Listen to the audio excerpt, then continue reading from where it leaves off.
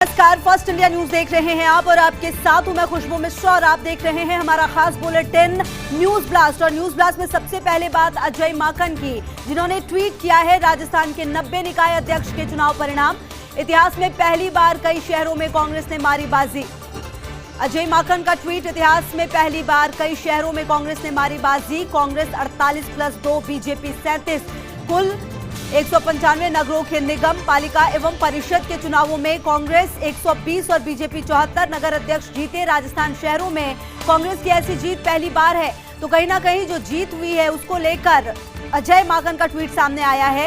इससे पहले भी लगातार अजय माकन काफी सक्रिय रहे हैं, जब जीत मिली है ट्वीट करके बधाई दी। और इससे पहले भी जब नतीजे आए थे 31 जनवरी को, आपको याद होगा, अजय माकन ने उस दिन भी ट्वीट किया था और उस दिन उन्होंने भरोसा जताया था कि हम कई जगहों पर बोर्ड बनाने में सफल होंगे। साथ ही साथ उन्होंने ये भी आश्वस्त किया था कि जिन जगहों पर उपचुनाव होने हैं उन जगहों पर भी पार्टी की स्थिति बहुत अच्छी है। ऐसे में अब जब जीत हासिल हुई है तो ये बड़ी बात है। और एक बार फिर से हम आपको दिखा रहे हैं कि जो ट्वीट किया है अजय माकन ने, जो जीत है उसको लेकर बधाई दी गई है। 3 निकायों में निर्विरोध अध्यक्ष पहले ही बन चुके हैं। और आपको बताएं 20 जिलों में 28 जनवरी को 90 निकायों में चुनाव हुआ था। राज्य के 20 जिलों के निकायों में रविवार को अध्यक्ष पद के चुनाव परिणाम सामने आ चुके हैं। अजमेर नगर निगम पर फिर से भाजपा का कब्जा हुआ है, जबकि यहां भाजपा प्रत्याशी बृजलता हाड़ा ने कांग्रेस की प्रत्याशी को हराया। लेकिन अगर आप पूरे ओवरऑल बात करें तो कांग्रेस ने बाजी जरूर मारी है। कांग्रेस के 48 जबकि भाजपा के 37 बोर्ड और आरएलपी एनसीपी के 1-1 और 3 पर निर्दलीय जीते हैं। तो राजस्थान शहरों में कांग्रेस की ऐसी जीत पहली बार। 2 साल से ज्यादा का वक्त सरकार को गुजर चुका है काम करते हुए, और कहीं ना कहीं ये जीत इस बात की तस्दीक करती है कि सरकार के काम से जगह जगह संतुष्टि है। और यही वजह है कि भरोसा एक बार फिर से कांग्रेस पर जताया है। और ये पूरा अपडेट हम लगातार आपको बता रहे हैं कि किस तरीके से ये जीत हासिल हुई है कांग्रेस को। हालांकि उम्मीद पहले ही अजय माकन की तरफ से दिया गया था। 31 जनवरी को जब रिजल्ट आया उस दौरान ही ये कहा जा रहा था कि हम कई जगहों पर बोर्ड बनाने में सफल होंगे, उसके लिए लगातार प्रयास किए जाएंगे और सफलता जरूर मिली है। ये पूरा आप जो आज का दिन रहा है वो बेहद खास रहा है, क्योंकि राज्य के 20 जिलों के निकायों में रविवार को अध्यक्ष पद के चुनाव जो होने थे उसके परिणाम आ चुके हैं।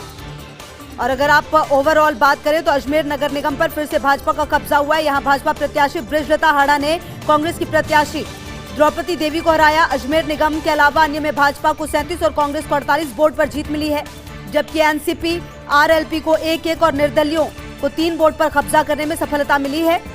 राज्य में 90 निकायों में से 3 निकायों पर पहले ही निर्विरोध अध्यक्ष बन चुके हैं। तो ये पूरा काफी खास रहा दिन, और एक चुनाव बेहद महत्वपूर्ण हो जाता है, खास करके तब जब लगातार दावे किए जाते हैं और कोशिश ये की जाती है कि हर जगह अपना दबदबा हासिल किया जाए। और उसी क्रम में जो जीत है वो मिली है। अजय माकन का ट्वीट भी सामने आ गया है। महत्वपूर्ण रहा है ये, और कहीं ना कहीं हर जीत जो कार्यकर्ता हैं उनके लिए भी बेहद खास होती है, क्योंकि आने वाले समय में उपचुनाव भी हैं। और हर एक जीत जो कार्यकर्ता हैं जो बाकी अन्य चुनावों की तैयारियों में लगे हैं उनके लिए भी मोरल बूस्टर का काम करता है। तो ये लगातार हम आपको दिखा रहे हैं कि किस तरह से अजय माकन का ये ट्वीट सामने आया है।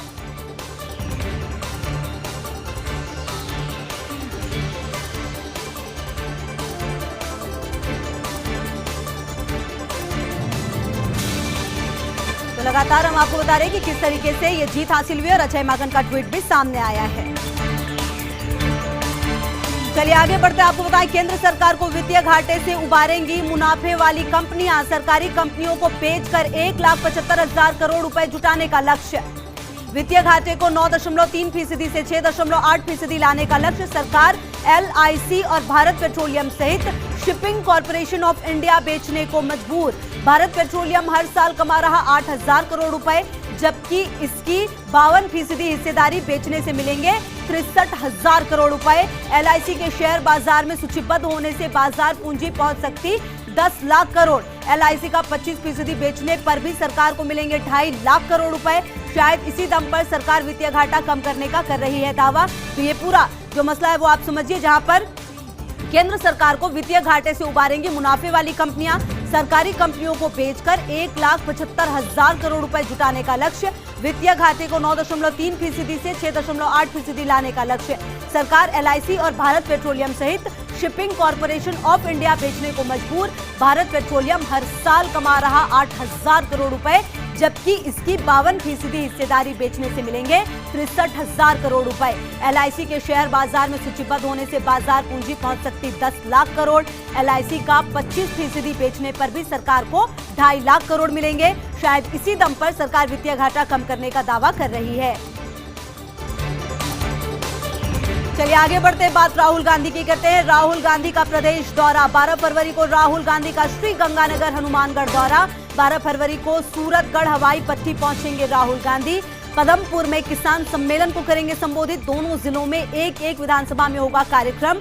राहुल गांधी 12 फरवरी को 11 बजे आएंगे पदमपुर। श्रीकरणपुर MLA गुरमीत कुन्नर की विधानसभा क्षेत्र में होगा कार्यक्रम। कार्यक्रम में हजारों किसान शामिल होंगे। सूरतगढ़ में रात्रि विश्राम का ये पूरा कार्यक्रम है। तो कल ही हमने आपको बताया था कि किस तरह से राहुल गांधी का ये कार्यक्रम बना है। खुद अजय माकन ने बताया था, ट्वीट किया था। और उसके बाद हम आपको एक बार फिर से बताएं कि 12 फरवरी को राहुल गांधी का श्री गंगानगर हनुमानगढ़ दौरा। 12 फरवरी को सूरतगढ़ हवाई पट्टी पहुंचेंगे राहुल गांधी। पदमपुर में किसान सम्मेलन को करेंगे संबोधित। दोनों जिलों में एक विधानसभा में होगा कार्यक्रम। राहुल गांधी 12 फरवरी को 11 बजे पदमपुर आएंगे। श्रीकरणपुर MLA गुरमीत कुन्नर के विधानसभा क्षेत्र में कार्यक्रम होगा। कार्यक्रम में हजारों किसान शामिल होंगे। चलिए आगे बढ़ते हैं। आपको बताएं, मंत्री रघु शर्मा और धर्मेंद्र राठौड़ की मेहनत लाई रंग। भीलवाड़ा के गंगापुर में बना कांग्रेस समर्थित बोर्ड। कांग्रेस समर्थित दिनेश तेली बने गंगापुर पालिका अध्यक्ष। दोनों नेताओं के पास थी गंगापुर की जिम्मेदारी। यहां से अधिक संख्या में जीत कर आए थे भाजपा पार्षद। तो चलिए एक बार फिर से आपको बताएं कि किस तरह से मंत्री डॉक्टर रघु शर्मा और धर्मेंद्र राठौड़ की मेहनत रंग लाई है। भीलवाड़ा के गंगापुर में बना कांग्रेस समर्थित बोर्ड। कांग्रेस समर्थित दिनेश तेली बने गंगापुर पालिका अध्यक्ष। दोनों नेताओं के पास थी गंगापुर की जिम्मेदारी। यहां से अधिक संख्या में जीत कर आए थे भाजपा पार्षद। देखिए, भाजपा पार्षद अधिक जीत कर जरूर आए, लेकिन कहीं ना कहीं जो एक जवाबदेही होती है उसको पूरा करते हुए मंत्री रघु शर्मा और धर्मेंद्र राठौड़ की मेहनत रंग लाई है। भीलवाड़ा के गंगापुर में बना है कांग्रेस समर्थित बोर्ड।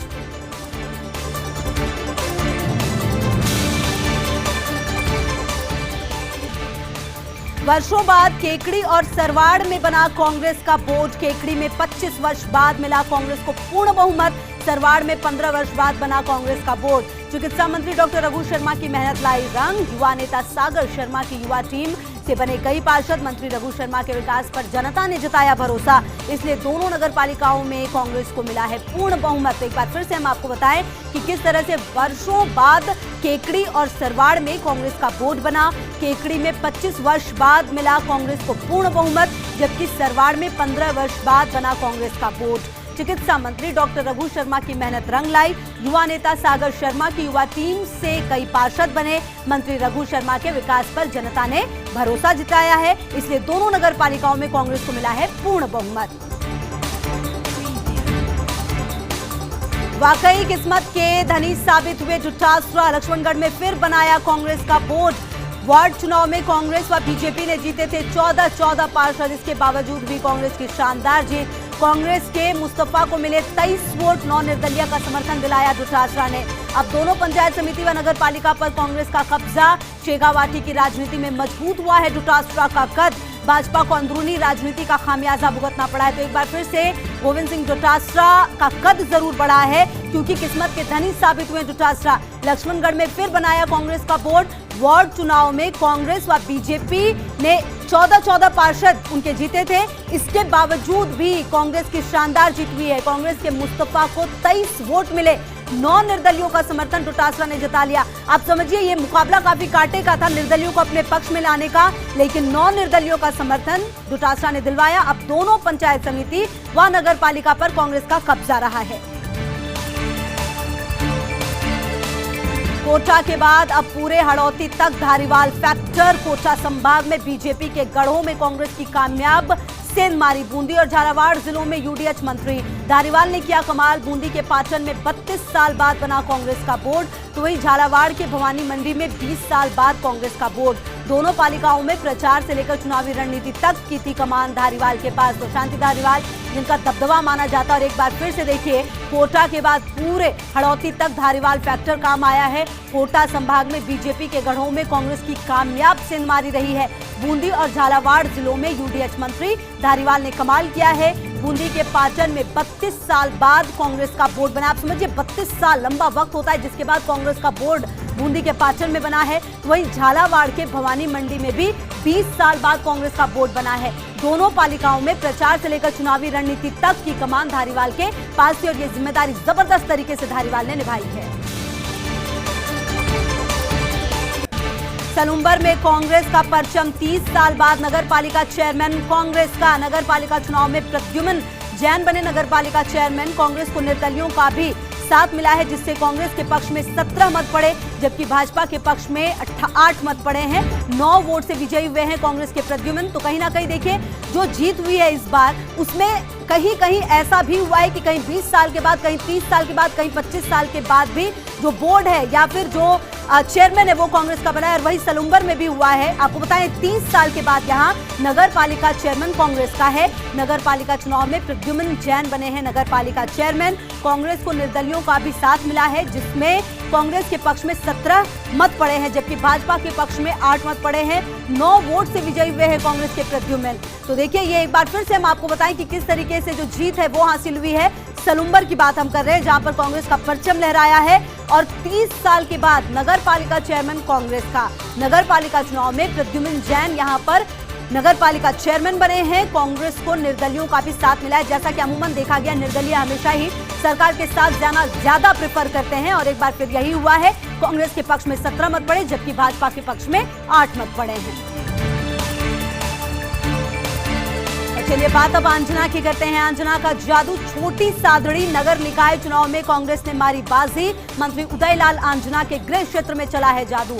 अध्यक्ष पद पर कांग्रेस से फातिमा बोहरा बनी चेयरमैन। भाजपा की रेखा व्यास को 5 मतों से हराया है। कांग्रेस को 15 और बीजेपी को 10 मत प्राप्त हुए हैं। तो जगह जगह पर जो दाव लगी हुई थी, आप समझिए साख दिग्गजों की, उसमें लगातार जो हम आपको चाहे रघु शर्मा की बात कर रहे हैं या जुटासरा की बात कर रहे हैं, सबने अपने आप को साबित किया। और एक बार फिर से अगर अंजना की बात की जाए, छोटी सादड़ी नगर निकाय चुनाव में कांग्रेस ने बाजी मारी है। मंत्री उदयलाल अंजना के गृह क्षेत्र में जादू चला है। अध्यक्ष पद पर कांग्रेस से फातिमा बोहरा यहां पर चेयरमैन बनी है और बड़ी जीत, भाजपा की रेखा व्यास को 5 मतों से हराया है।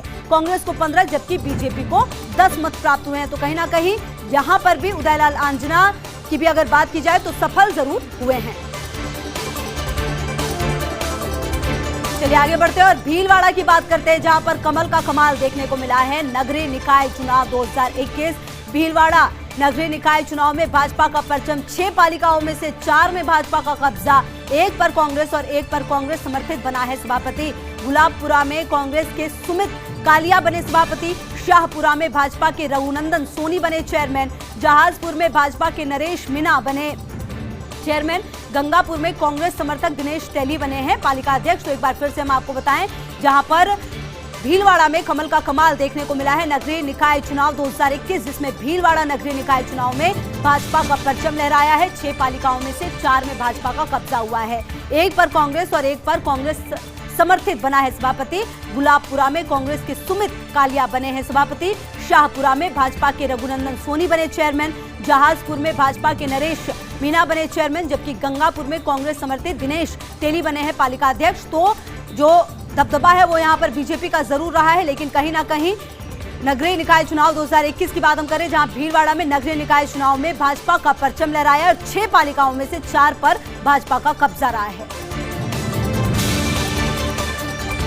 नेताजी की पीड़ा, जी हां, अजमेर निगम मेयर पद को लेकर कांग्रेस के बड़े नेता की पीड़ा। टिकट वितरण के दौरान नहीं दी गई तवज्जो और अब उनके हारे समर्थक उड़ा रहे उनकी धज्जियां। अजमेर के 2 बड़े नेताओं का भी कमोवेश यही हाल। बागी बनकर चुनाव लड़ने वालों के खिलाफ अब कार्रवाई की उठ रही है पुरजोर मांग, लेकिन जो जीत गए उन पर कैसे खींची जाए लकीर, उभर कर आ रही कांग्रेस के लिए ये बड़ी चिंता। और एक बार फिर से हम आपको बताएं क्योंकि अजमेर में शानदार जीत बीजेपी की हुई है और यहां पर नेताजी की पीड़ा वो समझ में आ रही है। अजमेर निगम मेयर पद को लेकर कांग्रेस के बड़े नेता की पीड़ा। टिकट वितरण के दौरान नहीं दी गई तवज्जो। अब उनके हारे समर्थक उड़ा रहे उनकी धज्जियां। अजमेर के 2 बड़े नेताओं का भी कमोवेश यही हाल। बागी बनकर चुनाव लड़ने वालों के खिलाफ अब कार्रवाई की उठ रही है पुरजोर मांग, लेकिन जो जीत गए उन पर कैसे खींची जाए लकीर, ये भी देखना बेहद महत्वपूर्ण। ब्रेक के बाद आपका स्वागत है। न्यूज ब्लास्ट में आगे बढ़ते हैं और बात लोकसभा स्पीकर ओम बिरला की करते हैं। नियमों को लेकर सख्त लोकसभा स्पीकर ओम बिरला, संसद में फिर एक बार सख्त दिखे ओम बिरला। दरअसल आप सांसद भगवत मान ने तोड़े थे नियम। कृषि बिल के विरोध में वेल में जाकर लगातार की थी नारेबाजी। कई बार शांत करवाने के बाद भी नहीं माने मान। ऐसे में सख्त लहजे में बिरला ने कराया था भगवत मान को शांत। एक बार फिर से हम आपको बताएं ये पूरा मामला जहां पर नियमों को लेकर सख्त नजर आए लोकसभा स्पीकर ओम बिरला, संसद में एक बार फिर से सख्त दिखे ओम बिरला। दरअसल आप सांसद भगवंत मान ने तोड़े थे नियम। कृषि बिल के विरोध में वेल में जाकर लगातार नारेबाजी की। कई बार शांत करवाने के बावजूद भी नहीं माने। ऐसे में सख्त लहजे में बिरला ने कराया मान को शांत। चलिए आगे बढ़ते हैं, बात नीतीश सरकार की करते हैं। आंदोलन और प्रदर्शनों को लेकर सख्त नीतीश सरकार। इन दिनों चर्चा में नीतीश सरकार का एक नोटिस। बिहार पुलिस मुख्यालय ने हाल ही में जारी किया है नोटिस में आंदोलन में शामिल होने वाले नौजवानों के लिए 2 टूक मैसेज है। लिखा, प्रदर्शन में शामिल होने वालों को नहीं मिलेगी सरकारी नौकरी। दिल्ली सरकार ने भी निकाला ऐसा ही एक आदेश। प्रदर्शन में शामिल होने वाले लोगों का नहीं बनेगा ड्राइविंग लाइसेंस। हालांकि इन दिनों ही आदेशों पर राजनीतिक गलियारों में उठ रहे सवाल। आखिरकार कैसे रोका जा सकता है शांतिपूर्ण आंदोलन करने से आमजन को? तो पहले बिहार में आपको याद होगा कुछ दिन पहले ये फरमान आया कि अगर आप किसी तरह के आंदोलन और प्रदर्शन में पाए जाते हैं जो हिंसात्मक भी हो तो आप सरकारी नौकरी से नहीं मिल पाएगा आपको। बिहार पुलिस मुख्यालय ने हाल ही में ये नोटिस जारी किया। नोटिस में आंदोलन में शामिल होने वाले नौजवानों के लिए 2 टूक मैसेज। लिखा, प्रदर्शन में शामिल होने वालों को नहीं मिलेगी सरकारी नौकरी। दिल्ली सरकार ने भी निकाला एक ऐसा ही आदेश। प्रदर्शन में शामिल होने वाले लोगों का नहीं बनेगा ड्राइविंग लाइसेंस। हालांकि इन दिनों ही आदेशों पर राजनीतिक गलियारों में भी उठ रहे हैं कई सवाल। केंद्र की लेटरल एंट्री के सिद्धांत पर नई पहल। 3 ज्वाइंट सेक्रेटरी और 27 निदेशक स्तर की निकाली वैकेंसी।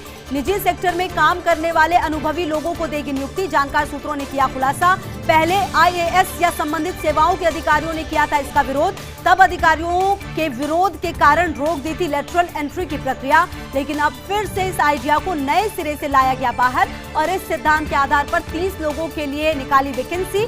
आर्थिक, कारोबारी, राजस्व के लिहाज से महत्वपूर्ण मंत्रालयों में नियुक्ति होगी। तो एक बार फिर से आपको बताएं ये जानकार सूत्रों से खुलासा हुआ है, जहां केंद्र की लेटरल एंट्री के सिद्धांत पर नई पहल। 3 ज्वाइंट सेक्रेटरी और 27 निदेशक स्तर की निकाली वैकेंसी। निजी सेक्टर में काम करने वाले अनुभवी लोगों को देगी नियुक्ति।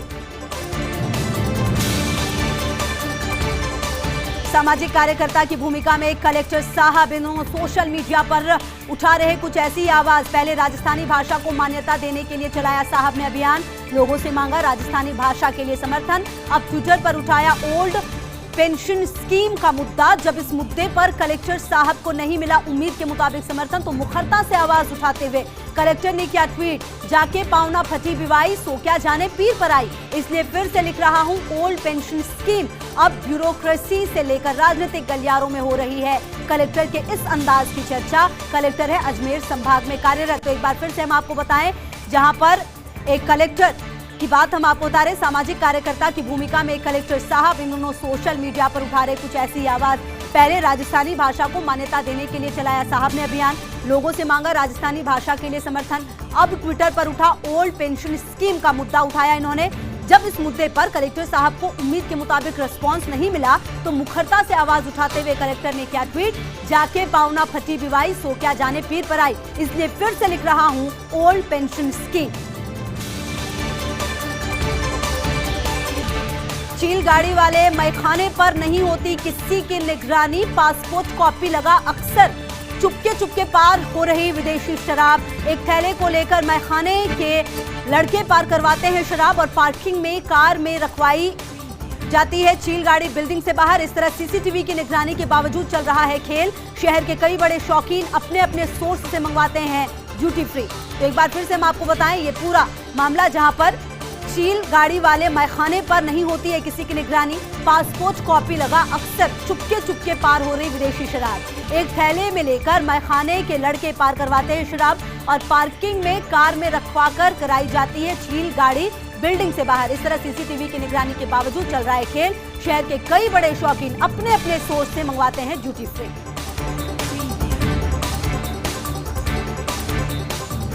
परेशानी के मारे बेचारे कांग्रेस वाले समधी जी। उदयपुर में आशानुरूप नहीं हो पा रहा कोई भी काम। समाज की राजनीति से लेकर मुख्य राजनीति तक नहीं हो पा रहा कुछ भी ठीक। सत्ता आने के बाद समधन के दम पर आसमां छू लेने की थी हसरत, लेकिन फिलहाल समधन दाई जी और बेटी हैं खाली हाथ। ऐसे में समधी जी भी फिर रहे मारे मारे। तो एक बार फिर से आपको बताएं ये पूरी कहानी। परेशानी के मारे बेचारे कांग्रेस वाले समधी जी। उदयपुर में आशानुरूप नहीं हो पा रहा कोई भी काम। समाज की राजनीति से लेकर मुख्य राजनीति तक नहीं हो पा रहा कुछ भी ठीक। सत्ता आने के बाद समधन के दम पर आसमां छू लेने की हसरत जरूर थी, लेकिन फिलहाल समधन दाई जी और बेटी हैं खाली हाथ। ऐसे में समधी जी भी फिर रहे हैं मारे मारे। चलिए आगे बढ़ते हैं, बात बंगाल की करते हैं। बंगाल में तेज होता दिख रहा त्रिकोणात्मक मुकाबला। भाजपा ही नहीं कांग्रेस लेफ्ट भी चाहती ममता को हराना। हालांकि वर्ष 2016 में भी ऐसा हुआ था मुकाबला, तब टीएमसी ने जीत रिकॉर्ड 211 सीटें। पहली नजर में कांग्रेस लेफ्ट गठबंधन से सीधे भाजपा को ही होगा फायदा। जानकार सूत्रों ने किया खुलासा। लेफ्ट के गढ़ में गुप्त रूप से दिया एक संदेश, तृणमूल को हराने के लिए करें काम, फिर चाहे जीत भाजपा की ही क्यों ना हो। तो पश्चिम बंगाल में आने वाले दिनों में चुनाव है और ऐसे में देखना ये बेहद महत्वपूर्ण। एक तरफ जहां टीएमसी में टूट लगातार जारी है और लगातार वहां से टूट कर बीजेपी में जो विधायक है, जो नेता है, वो शामिल हो रहे हैं। ऐसे में जो तीसरा मोर्चा है वो भी काफी तैयार होता हुआ दिख रहा है। त्रिकोणात्मक मुकाबला दिख रहा है। भाजपा ही नहीं कांग्रेस लेफ्ट भी चाहती है ममता को हराना। हालांकि वर्ष 2016 में भी ऐसा ही हुआ था मुकाबला, तब टीएमसी ने जीती थी रिकॉर्ड 211 सीटें। कांग्रेस से आए भाजपा में आए नेताओं में होड़। भाजपा संघ के प्रति निष्ठा दिखाने की होड़। ज्योतिरादित्य सिंधिया भुवनेश्वर कलिता में दिखा क्रेज। मौका मिलते ही भाजपा संघ की विचारधारा के प्रति साबित कर रहे निष्ठा। हालांकि सिंधिया द्वारा तारीफ पर दिग्विजय सिंह ने ली थी चुटकी भी। हिमंता बिस्वा शर्मा तो इनसे भी निकल गए आगे। खुद को कट्टर हिंदूवादी साबित करने के चक्कर में दे दिया विवादित बयान। कहा भाजपा को आसाम में नहीं चाहिए मुस्लिम वोट बैंक। तो एक बार फिर से हम आपको बताएं, जहां पर कहीं ना कहीं कांग्रेस से भाजपा में आए नेताओं में होड़। भाजपा संघ के प्रति निष्ठा दिखाने की होड़। ज्योतिरादित्य सिंधिया भुवनेश्वर कलिता में दिखाए क्रेज। मौका मिलते ही भाजपा संघ की विचारधारा के प्रति साबित कर रहे निष्ठा। हालांकि सिंधिया द्वारा तारीफ पर दिग्विजय सिंह ने चुटकी ली, तो बिस्वा शर्मा भी इनसे निकल गए आगे। खुद को कट्टर हिंदूवादी साबित करने के चक्कर में विवादित बयान तक दे डाला। कहा भाजपा को आसाम में नहीं चाहिए मुस्लिम वोट बैंक। तो कहीं ना कहीं अपने आप को साबित करने के चक्कर में विवादित बयान देने से भी गुरेज नहीं नेताओं को।